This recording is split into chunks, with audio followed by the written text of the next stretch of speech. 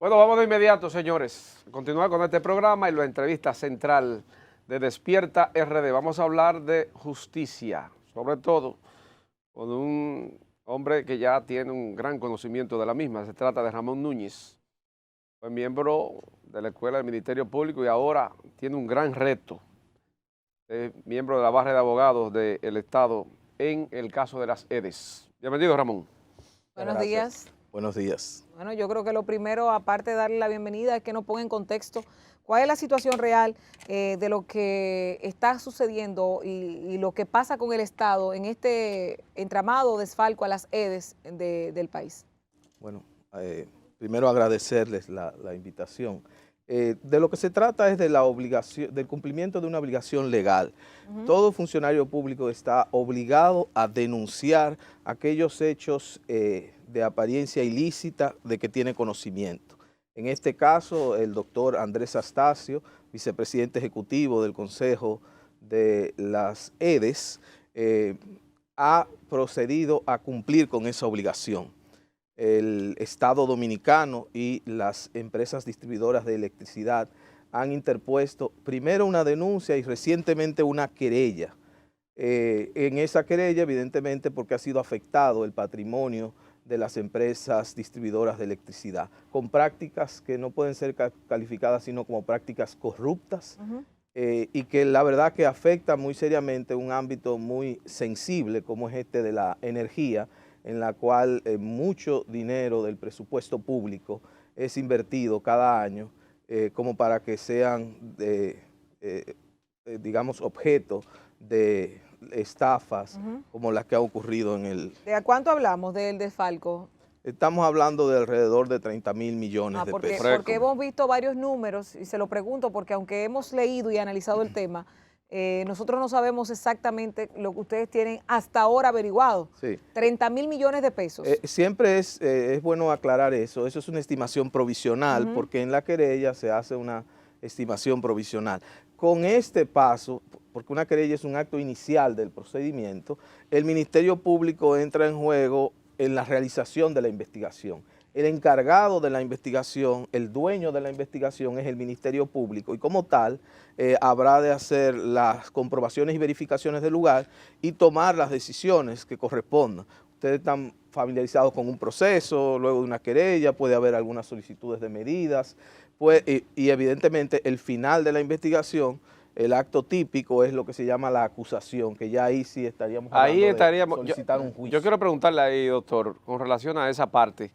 Luego de presentada la querella, sustentada con todos estos argumentos que usted acaba de señalar, ¿el Ministerio Público procede entonces a hacer una nueva investigación o se lleva de lo que ustedes sometieron? Esa es información que el Ministerio Público corrobora, verifica, porque no se trata simplemente de una noticia alegre que los querellantes están presentando al Ministerio Público, sino que es importante que se sepa que esa querella está soportada en evidencia documental que sustenta las afirmaciones allí contenidas. De modo que el Ministerio Público tiene ese material disponible para comprobar y verificar, pero también hace las averiguaciones por su lado. Correcto, ahí es que va a ir definiendo una teoría del caso y definiendo el ámbito, el alcance de la investigación. Nosotros estamos convencidos de que la noticia criminis, la información que hemos llevado al Ministerio Público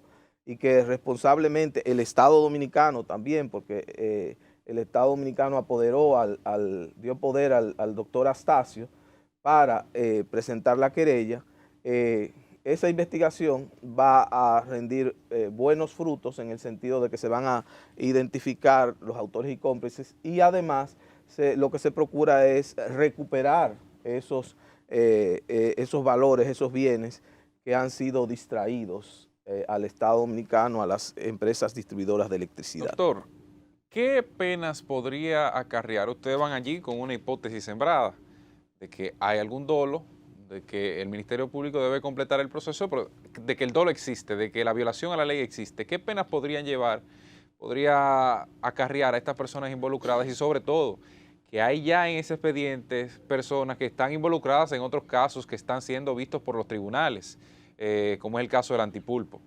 Sí, fíjese, la calificación jurídica provisional que se ha dado en la querella implica estafa agravada contra el Estado, eso es un crimen, coalición de funcionarios, lavado de activos, asociación de malhechores. Entonces, al ser estafa agravada conlleva, y lavado de activos, estamos hablando de umbrales que alrededor de los 20 años de prisión. Exactamente. Y las expectativas de lograr una condena, sobre todo en nuestro país, donde los expedientes son mal instrumentados, donde las situaciones se dejan caer con el tiempo, donde muchas veces las pruebas se descalifican. ¿Qué expectativas tienen ustedes como abogados del Estado para lograr una condena ejemplar y que se note que sí efectivamente se dio una situación? Y sobre todo, ¿cuántas personas hay vinculadas hasta ahora en el hecho? Este es un proceso que lo hemos querido llevar precisamente a partir de la experiencia, sin prisa pero sin pausa. Y obviamente el Ministerio Público también está realizando su investigación.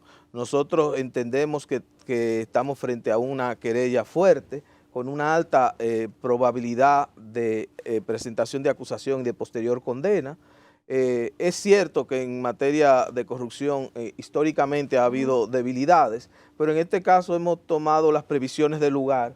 Fíjense que nosotros estamos concentrados en el caso, presentamos la querella soportada en todas las evidencias y es importante saber que 4 de cada 5 casos en los que se presenta acusación van a juicio y posiblemente 4 de cada 5 casos en lo ordinario terminan con una condena. Si ahora se da la interesante situación de que tenemos un Ministerio Público con mucho interés y muy concentrado en perseguir estos casos y hacerlo quizás superando algunas dificultades del pasado, yo estoy convencido de que estamos frente a un caso con mucho potencial. Usted señalaba a las personas, estamos hablando de personas físicas y empresas. Estamos hablando de exfuncionarios públicos. Estamos hablando del ex vicepresidente ejecutivo de la CDE, los administradores generales, los antiguos administradores generales de cada una de esas empresas distribuidoras de electricidad. Estamos hablando de Radamés Jiménez Bichara, Rubén Jiménez Bichara, Rubén Jiménez Bichara, Radamés del Carmen, Radamés del Carmen, que es de Sur, anterior, Luis Ernesto de León.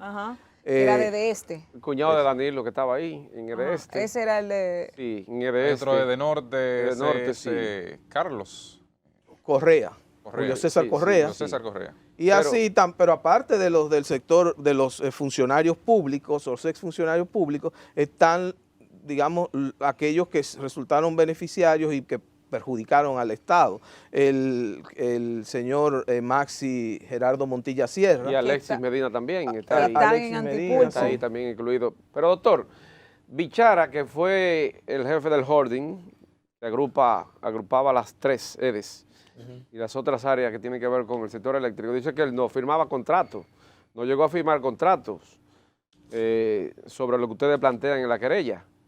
Bueno, entonces él tendría que ver la evidencia que nosotros depositamos y tendría que revisar el organigrama de la CDE que él dirigió durante tanto tiempo. Sí. Entonces ahí él verá las funciones que él cumplía y las responsabilidades que corresponden a un vicepresidente ejecutivo. Aquí nadie duda del rol importante que jugó el señor Jiménez Bichara como cabeza del sector.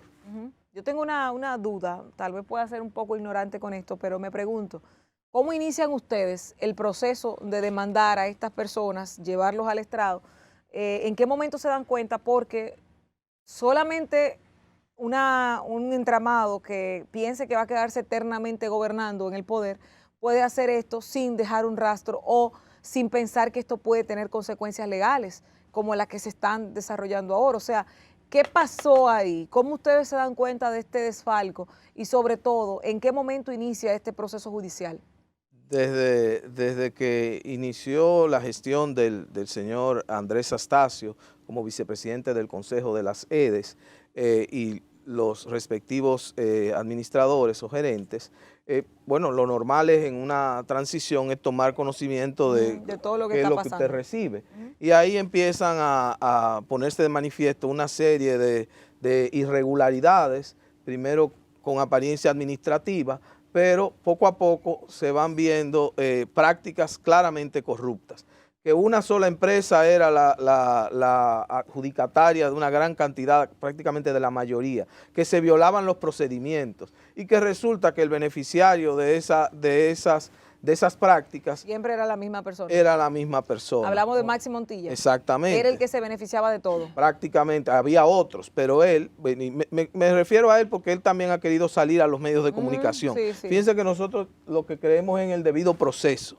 Yo tengo aquí hablando con ustedes un rato largo y he tratado de no referirme a personas en específico, pero ciertamente él fue padrino, para poner un ejemplo, padrino del sector en el caso de Edenorte. ¿Cómo padrino? Bueno, se inventaron algo amparado en una disposición legal, pero que fue desnaturalizada.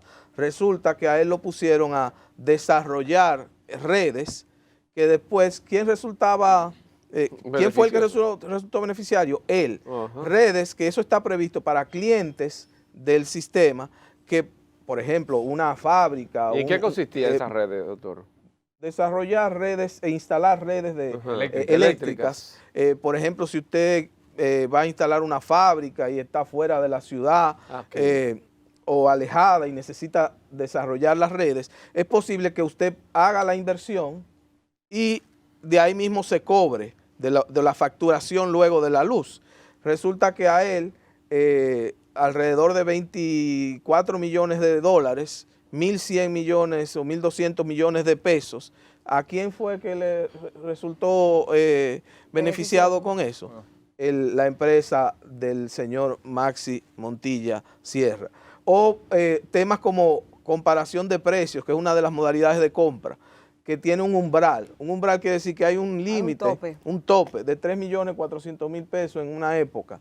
Y entonces adjudicársele por esa vía contrataciones por 20 millones, por 40 millones, por 60 millones. O sea, entonces esas cosas ocurren. Violentando claramente la norma. Esas cosas ocurren cuando hay coalición de funcionarios, cuando hay violación a la ley, cuando hay estafa, cuando hay maniobras para afectar el patrimonio. ¿Estos procesos no tienen que pasar la regulación en Contraloría?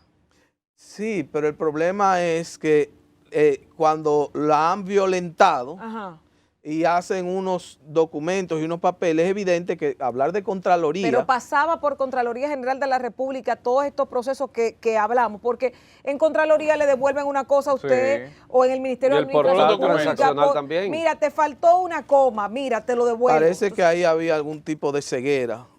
Entonces la demanda tiene que ir también a los funcionarios anteriores de la Contraloría. Nosotros no descartamos a nadie, nosotros hemos presentado una querella contra aquellas personas. Y contrataciones públicas también, doctor. Y contrataciones públicas también. No era el mismo que estaba explicado en el caso Antipulpo. Es importante, ustedes señalan contrataciones públicas, Contraloría.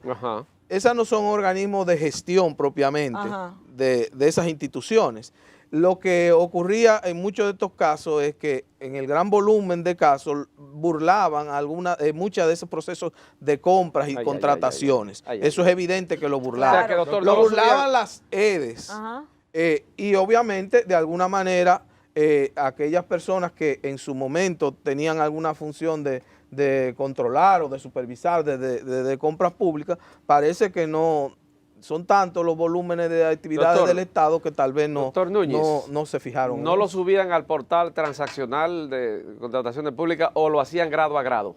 No, lo que pasa es que algunas de esas modalidades de compra, como esa de comparación pública, lo que hace de comparación de precios, lo que hacen es que invitan empresas específicas. Porque casualmente 3 de 5 eran relacionadas con el señor Montilla. ¿Usted confía? Pero los montos no eran adecuados. Doctor. No, claro. ¿Usted confía en este Ministerio Público? Y se lo digo porque usted lleva de frente, o ha llevado de frente por un lado el tema Odebrecht con el Ministerio Público anterior, y ahora le toca asumir una defensa o un señalamiento de parte del Estado representando al Estado. Sí, mire, los casos son individuales y yo tengo en términos personales y profesionales una relación muy buena con el ministerio y un compromiso con el Ministerio Público. Yo dejé mi ejercicio profesional hace muchos años para integrarme a la escuela del Ministerio Público en todo lo que tenía, en la unidad técnica de ejecución de la reforma procesal penal. Sí, muchos de esos muchachos que están ahí fueron estudiantes suyos. Y les tengo mucho aprecio realmente y confío en que harán su trabajo. Y ahora hay que reconocer también que bajo el liderazgo de la doctora Miriam Germán hay un compromiso renovado. Yo creo que todo el país, la misma comunidad jurídica, está clara en el sentido de que hay un compromiso renovado. Esta querella ahora, cada caso se litiga en sus circunstancias particulares. Doctor, esta querella es con constitución de actor civil. Sí, así es. ¿El resarcimiento de cuánto es? Estamos valorando provisionalmente, estimando, fíjense que hay la recuperación de alrededor de 30.000 y si no recuerdo mal en la querella estamos hablando de unos 50.000 millones. 50.000 millones. Doctor, Bueno, muchísimas gracias por estas Gracias a interesantes informaciones que nos sirve, que sabemos que serán también de conocimiento y de materia interesante para el público que nos sigue a esta hora. Doctor Ramón Núñez, parte de la barra de los abogados que representan al Estado Dominicano en el desfalco que han encontrado en las EDES, de norte, de sur, de este, etcétera, etcétera, etcétera. Con él cerramos el día de hoy, iniciando esta semana, agradeciéndoles a ustedes su sintonía, a Dios sobre todo, que nos permite estar aquí. Mañana a partir de las 6, este equipo, Cristian Cabrera, Gilbert Guzmán y una servidora, Loren Misorano, nos encontramos nuevamente. Hasta luego.